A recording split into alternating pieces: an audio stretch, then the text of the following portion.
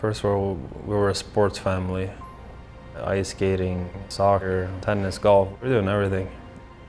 I gotta say, we were pretty tight from when I was young till now. I mean, we're still tight family. I started in volleyball. I mean, every Friday, Saturdays, we were home or we were at the rink. That's where I grew up. That's where I spent most of my time. I felt like that I had my roots there and such a great hockey community around there. It was awesome. My dad was a good mentor for me when I was growing up, and he played himself too, and he was coaching a little bit, helping out here and there with my team when I played there in volleyball. He's never been like very talkative about hockey like after games. He's never been pushing me into something I don't want to do. He thought it was important, and I did what I thought was fun. I was playing a lot of sports, and he just told me, if you think that's fun, I mean, you should do it. And I think looking back at it, that was a really good idea. He's always been my mentor though. He's been great for me, and I always listen to him, I always respect him. And my mom, she was always there for me. She was the one taking care of the home, and both my dad and her meant the same amount. I mean, as I said earlier, I'm very fortunate to have them as my parents. And my brother as well. I mean, he's meant a lot. I mean, he was older. He always beat me in everything, which sucked when I was younger, but I don't know, maybe that has something to do why I'm here today. I mean, I always had to fight a little extra to try to win games.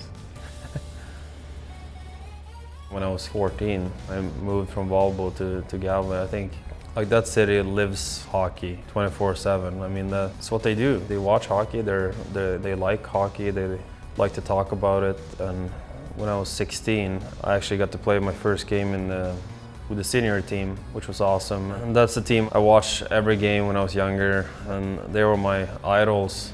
And that's a team that I loved, and I wanted to play there. And after that, took off. I signed the contract the next year, so I played there for 2 years in the senior team. Yeah, I think this team probably has the second most wins in the history of Swedish Elite League. So a lot of history here, a lot of good players been playing in this. So it's their locker room. I had a great time there. Everyone took care of me there like they did out in volleyball. So it was special. That's my style when I played here. I feel like a lot of Swedish guys has different paths to coming to NHL. I feel like that we have good programs for the kids. A lot of it has to do with that. I mean, it gives everyone chances to play. You don't have to be a superstar when you're 10 years old. You can keep playing, which I think is cool, and you can go your own path and create it, which I think maybe that's why so many young players coming up and being successful. I think my fiance, she's been a lot to me doing everything. All credit to her too, because when you play long seasons like this, I mean, it's tough. I mean, it's when you don't have your parents here too. For us Europeans, you don't have your parents here. You can get help with the kids, but she's special. She's a tough girl, and she doesn't complain. And the kids, I love now when they're getting a little older, they can start with activities, like whatever it is.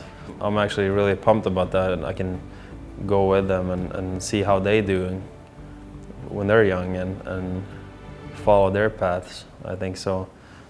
Yeah, it's very special and exciting for me as a dad. Yeah, special.